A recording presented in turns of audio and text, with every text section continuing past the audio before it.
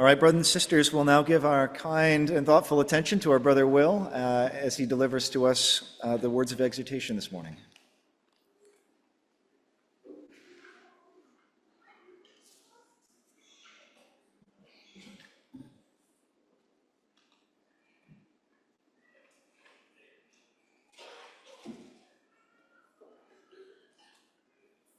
Good morning, everybody.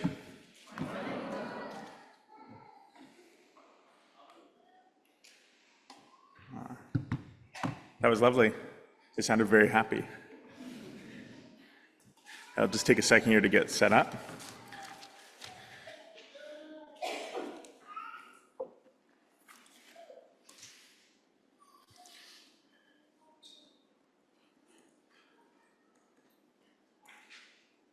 Okay.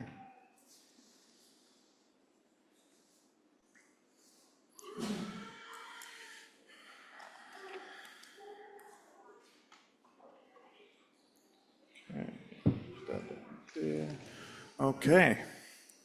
So today, for today's exhortation, I wanted to look at something that, was important. It has been a little while back since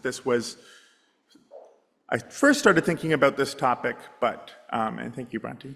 What I'd like to talk about today is sleep and the different aspects to it, and specifically the struggles with sleep. So fatigue, anxiety, I think you can take it at different lengths, how you would like to. There's spiritual, sleep, and dormancy. But what I really want to just focus is just the generality of fatigue and of anxiety, of things that keep us up. And commitment can also be in with anxiety as well, something you have to do before you go to bed.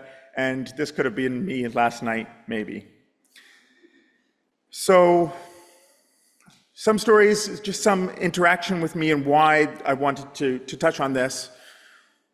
Sleep for all of us is very important, but I have a couple pertinent and funny stories, and that drives some of my relationships with sleep and why it's a problem for me, why it's something I care about, and how it can make me act and what it makes me struggle with. So, for instance, when I was a very young boy, and I'm sure a lot of mothers would have kids like this, I would get home from school and I would go straight to bed. Whatever I would be thinking, and that was just what was learned, my mom learned was the best thing for me, was that I would just be a nuisance otherwise. I was just so cranky, I just needed a snack, go to bed, wake up the next morning, I'm ready to go back to school. Just everything that I've been doing that day had just taken so much energy out of me that I needed, just a bunch of sleep. And maybe more than the next child in some regards. So this would have been kindergarten and the couple years after that. I don't know, it could have been up to grade 5 or 6, who knows. And so another story, and for fatigue and for a level of commitment, my first all-nighter in university, I spent an all-nighter to get this project done. And then I had to go and I had to present it, had to get everything right. That's an understatement. I'm a big procrastinator. So I procrastinated, that was my first all-nighter. And then I went home and I slept for 21 straight hours. I just went to take a nap. I was 21 straight hours later.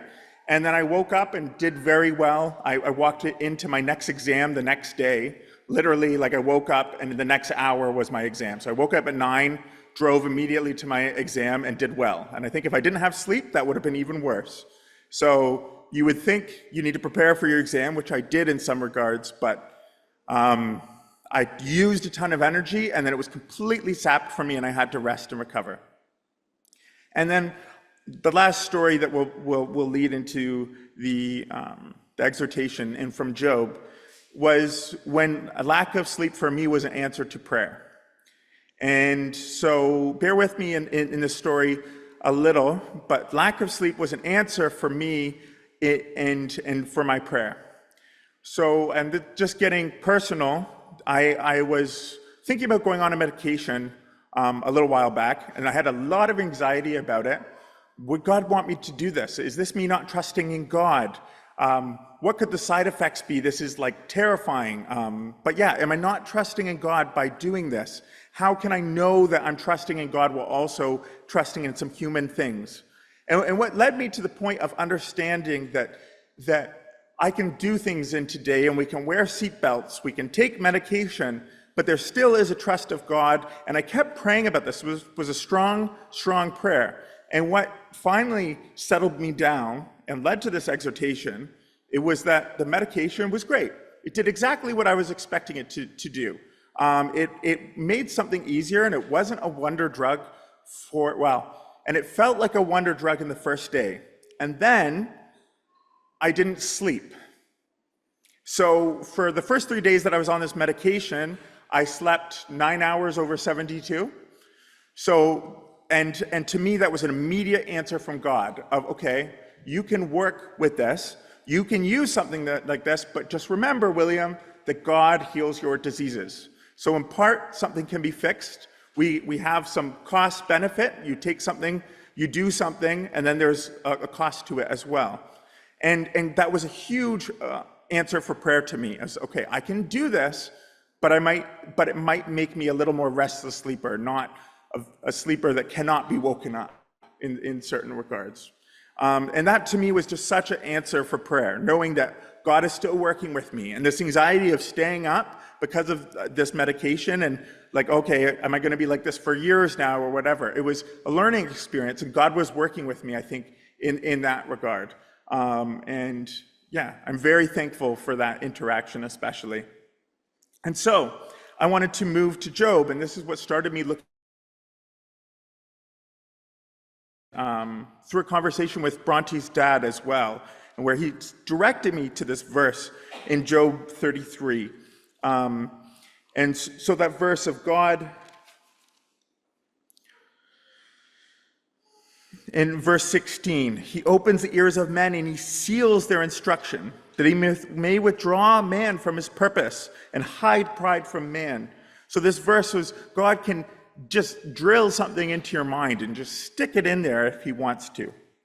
I will mention this is Elihu speaking, but we're not going to get into arguments, whatever. We're going to judge it by the content of what is in there and what the actual words are.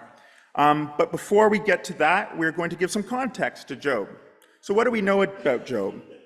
Well, there was a bunch of horrible things in his life, and that God was working something out with him, and an example of Christ-like attitudes. He was a type of Christ for us. So there was horrible things in his life. There was disease, there was death, there was lots of loss of friends, of all that he had. And then after that, at the end of Job 2,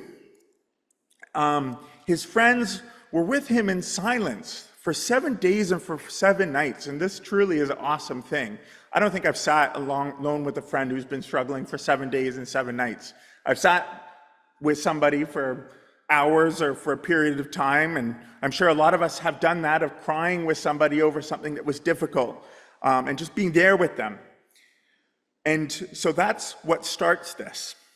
And so in Job 3, immediately after the end of Job 2, after these people speaking, I'm not going to get deeply into Job 3, and there's reasons for that. But these are his first remarks in this regards into this. So what does he start out with? Well, like his wife tells him to, that's not the right way to put this. He does not do what his wife tells him to, which is curse God and die. He would not do this. We know he's a righteous man. He does curse his day. He does say, since I've been born, all of these things have been an immense and horrible trial to me. And those verses in 1 to 12 are very sad in those regards. It's strong imagery, and it's very sad imagery as well. And he says, let the day perish wherein I was born. And so then he moves on to some allegories. And in verse 13, he talks about, I should have been still and been quiet. I should have slept, then I had been at rest. And he has these allegories to the wicked, to the prisoners being freed, to the small and the great, to the poor and to the rich. And all of these different groups of people and all of their struggles or their good things or their negative things ending in their rest, which is death. And he he almost wishes for that with these struggles that he's gone through in his life. And he compares himself in this, and like, I wish I could have that. And that is a very deep and sad place to be. And I think some of us could understand that or know people that have been through struggles like this. And then there is a theme in this chapter. So there's a theme of light and darkness. We talk about the light, and we talk about walking in the light. And in this chapter, it's very negative. He doesn't want there to be light. It doesn't feel like there is light. The light is stopping. Neither let it see the dawning of the day. And there's light to give into him that is in misery. So there's all this light and this darkness, and there's a theme there. We know that light is a symbol of hope. We know Christ as the day star. And it looks like there is none at this time in his life. And then in verse 25, and to end with this part of the context to Job and his struggles with sleep and with rest and anxiety, in verse 25, for the thing which I greatly feared has come upon me, and that which I was afraid of is come unto me. I was not in safety, neither had I rest, neither was I quiet, yet trouble came. So what we know from Job is after that, his friends start berating him, start putting their own misgivings and struggles upon him. They are not being good friends, and they are, instead of being quiet, which was very wise of them, and just sitting with him in their trouble, they start to speak and very foolish things indeed. And so we have these words, and yet this doom that he saw that could have been coming was his friends getting ready to really rip into him for all of this. And so, in other part in Job 7, and we won't turn to there, he talks about months of vanity that he's going through. He talks about wearisome nights. And he says that he's full of tossings to and fro until the dawning of the day. So all night he's tossing back and forth. And again, I think there's people that could struggle with that, and me too, and go over and look at the clock, and then get angry and look the other way.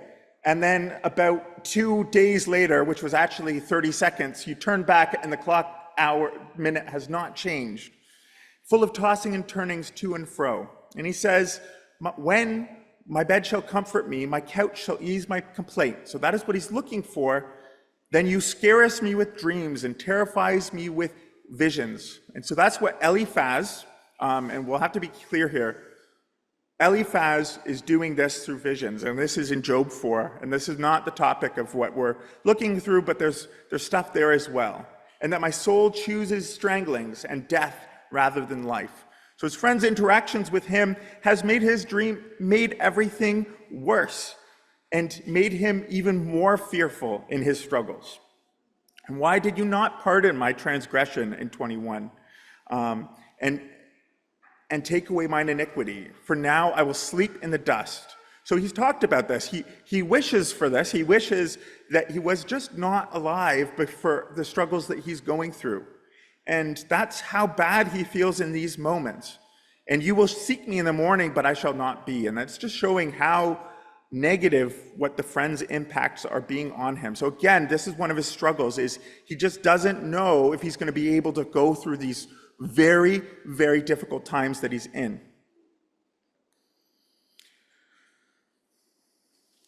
And Eliphaz's dreams too, it mentions a faulty messenger in Job 4, and you wonder if it was talking about Eliphaz. It's like, you are going to be a faulty messenger, and I'm not sure on that. But again, we're going to leave that there. And so finally, the context of Job and his struggles with sleep leading up to Job 33. And we can turn here. I did say the chapters before, but I didn't want you to turn there, but that's okay. So Job 30. And so we're going to go to verse 17. So my bones are pierced in me in the night season, and my sinews take no rest. By the great force of my disease is my garment changed. It bindeth me about as the collar of my coat. And I'm sure we've all had a collar and a tie that fits, and that would have been funny. It fits a little too snugly, and just being bound and not having rest in this way. And he hath cast me into the mire, and I am become like dust and ashes. I cry unto thee, and thou dost not hear me. I stand up, and thou regardest me not. And so this specifically, there's all of these different aspects of his struggles with sleep, not being able to see the light at the end of the tunnel, tossing to and fro, his friends making it even worse and making him more terrified. And then in Job 30, God, you aren't even listening to me. And this is where, so Elihu, who is not tried with the three friends, whether or not he is good or bad is not the topic of this, but Job 33 is a response to this verse. I cry unto thee, and you do not hear me. I stand up, and you regard me not. And so now we go back to Job 33.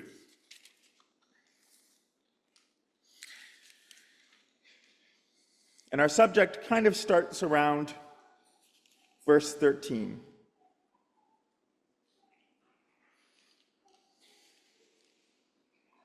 And verse 14. I just change the page here.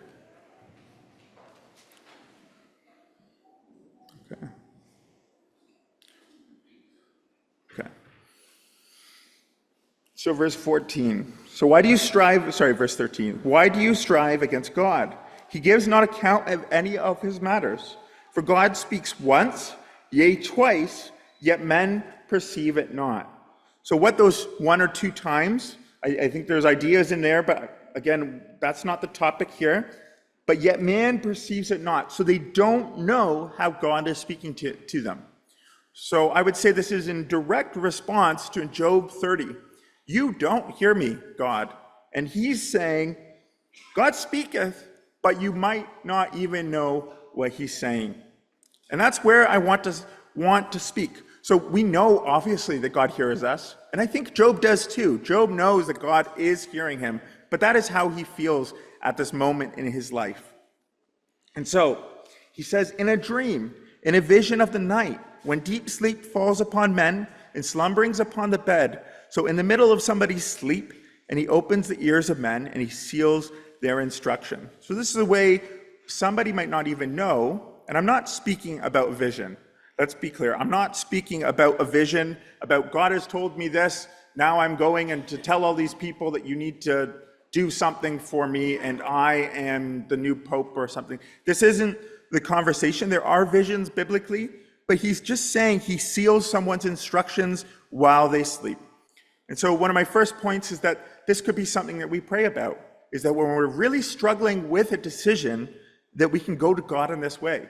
And we can say, God, look, and I gave this class partially in Guelph, and some people were there for it, and that are here now as well. And just some of the context and the conversation that we had in these regards into these matters, it really feeds off of this and gives it new life as well. And a lady said that I always was stressed out when I stopped praying and fell asleep in prayer. And then I learned at some point in my life that I fell asleep in the arms of my God. I fell asleep talking to my God. Sleeping, he opens their ears and seals their instruction. So we have one way that we speak to God in our need and what we say to him, and then if God turns out the lights, God finally lets us speak, and then he can talk to us. We might not know that he has, but God could easily and absolutely rewire our brains in our sleep and work with us. And if that was something we prayed about and requested, he absolutely could do that. And why I would say, and so the word sealing their instruction. So that has a very legal connotation to it. This is what is going to happen, and he's putting that inside our brains, or he can do that. And that he withdraws man from his purpose, and he hides pride from man. And I think how often is what keeps us up, our brothers and sisters, our pride. And what I mean by that, I guess, is that even if it was something about God, I'm stressed about something because I want to keep it in my control. And I want to, do I do this? Do I buy this house? Do I not? Do I go to this ecclesia? Do I make this decision? Do I vote this way in the Ecclesia? Do I not? And these things can absolutely keep us up at night. But that God could, in our sleep, and I think this is something that we should acknowledge, that he could hide our pride from us. And that we could maybe wake up the next morning and say, God, if it be your will, I wake up and just have the answer to this thing that has been keeping me up all night or for the past 4 weeks. And when I get the next deep sleep, if I feel good and ready to do something, that is what I would do. And there's a reference to, and I will just read this to you, in Isaiah 50:4, in the servant songs, the Lord God has given me the tongue of those who are taught, that I may know how to sustain with a word him who is weary. So that is Christ talking to us. Morning by morning he awakens, and he awakens my ear to as those who are taught. So on one hand, we wake up every morning, and in the same, he can put things in our ears. And that's what Christ would have been. If he goes to sleep, if he cares that much about the word, cares that much about what God's will being done, he is waking up, and he's also waking up to the word and being open. His ears are open to hearing those messages. And so we continue quickly. So the next lesson here, just continuing to read down the page. In Job 33, he keeps back his soul from the pit, his life from perishing by the sword. He is chastened also with pain upon his bed, and the multitude of his bones with strong pain. So that his life abhors bread, and his soul dainty meat. His flesh is consumed away, that it cannot be seen, and his bones that were not seen stick out. And so God chastens us and tries us on our bed. And I think some of the friends, so there's the 3 friends that were absolutely tried of God and found wanting of God, for sure. But this is saying that God tries us on our bed. It's not saying that Job is evil, but it is saying that we are tested on our bed. So anytime that we are staying up and that we cannot sleep, or spiritually when we do not know what to do and we're just so restless and feel like we're making every wrong decision, that we need to just be comfortable, and we're not going to be comfortable, but to try and be comfortable that God is working with us in that moment and that God is there in those moments.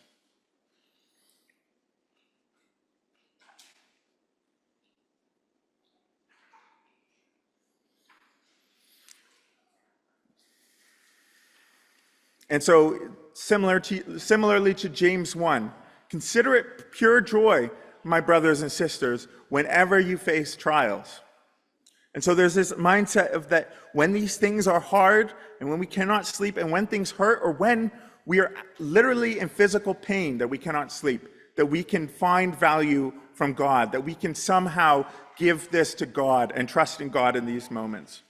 And so finally, we're going to go to Christ, and we're going to go to the emblems. And we're going to do that starting with Job, and then we're going to go into the New Testament with some lessons. And so in Job 33, we're going to go down to verse 18. And I want you to what I will do is I will just shout out messianic elements and just mention of these things and just have that idea of Christ in your minds as we read through. So he keeps his soul from the pit and his life from perishing by the sword. He is chastened with pain upon his bed, and the multitude of his bones with strong pain. And we do think of Christ in this. So that his life abhors bread, and his soul dainty meat. His flesh consumed away, and it cannot be seen, and his bones that were not seen stick out. Yea, his soul draws near to the grave, and his life to the destroyers. And this really strongly that I want to drive home, of this messianic element and looking forward to Christ. If there be a messenger with him, and we're in Hebrews 7 and the intercessor there.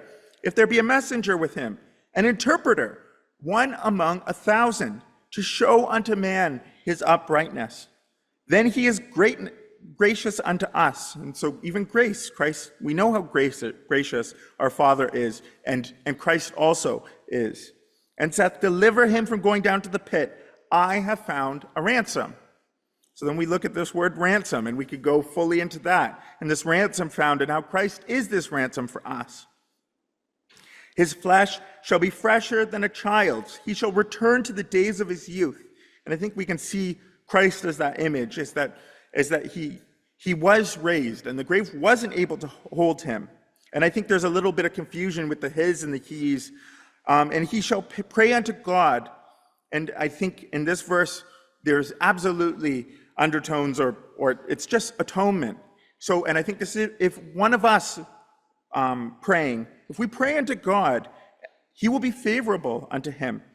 And he shall see his face with joy, and he will render unto man his righteousness. Not that he has it, but he will render it to him. And we think of faith counted as righteousness. And he looks upon man, if any say, I have sinned and perverted that which was right, and it profited me not. And we think of examining ourselves. He will deliver his soul from the pit, and his life shall see the light. And lo, all these things worketh God oftentimes with man. So this is something that happens very often, and it could be weekly, with some of our struggles and with some of our months of travail, if people are in that period of their life. And so his life shall see the light. And there's a reference back to Job 3 and all of this light that isn't there, and wanting that light. And why am I around when I'm struggling this much? Why is my ways hedged in that I cannot see, but I have light? And so his life shall see the light. And we see this reference to Christ. And so it's just this passage is just rife with so many different references to Christ and to the New Testament. So we will go there, and we will go to Matthew 8. We'll go quickly through three different, just small aspects of what Christ went through in regards to sleep and rest and anxiety, and we will close. So in Matthew 8 and verse 17 and to 27, and verse 16, we have a reference to the servant songs. And he's casting out the spirits, and this is after the Sermon on the Mount, and he's fulfilling the prophecy of Isaiah. He took on our infirmities and he bare our sicknesses. So if we have any struggles, if we have any insomnia, if we have any stress with the things going on in our lives, then we absolutely know that Christ is bearing that for us, and that Christ went through that also. And so continuing, in verse 18 to 22, and there's these huge multitudes again. And so he was healing the multitudes. And finally, okay, there's way too many people. And he's going to go to the other side. And a scribe came and said to him in verse 19 of Matthew 8, Master, I will follow thee whithersoever thou goest. And a great verse here. And Jesus said unto him, the foxes have holes, the birds of the air have nests, but the Son of Man has not where to lay his head. So he doesn't have a place to sleep. He doesn't have a resting place. And most of us, all of us do have that. It might be a rental, it might be a house, but we have a place where we can find rest. And Jesus absolutely did not have this place that he could rest. And so, but then we find something very interesting if we just continue reading down. He also tells somebody, let the dead bury their dead. And they get into the ship. And there arose a great tempest in the sea, insomuch that the ship was covered with the waves, but he was asleep. And Christ in this moment out of all moments, was asleep. And so it's so weird. He just said, you don't have a place to lay your head, and yet you do. But the place that he's laying his head is, well, on a ship that's about to sink. So, and it's just such a funny thing here. And so he doesn't have a place to lay his head. And if we think of another stormy night, we think of Peter, and we think of him being consumed, and we see that as the waves in our lives and everything that's around us just going wild. We think he was consumed in those regards, and he was starting to sink. But in contrast, Christ was sleeping here. And so if you think about it in our lives, we think about these God hiding pride in our sleep, and he can do that. And I think the things that we struggle with so often aren't the things of God, and they're just the things around us. But we see God here. We see what Christ here is saying. is that he doesn't have a place to sleep, but he can find it whenever God allows him to find that sleep. And by being just fully enraptured and just focused on doing God's will, he's just so exhausted, and God allows him to sleep. And absolutely, that would have been God's will as well, that he was sleeping on this crazy, stormy sea. And so we'll continue in Matthew 11, and again to see just the opposites here, and just what you think would make sense and what isn't the case. What we think we want peace. We think we want a resting place now. In Matthew 11 and 28 to 30,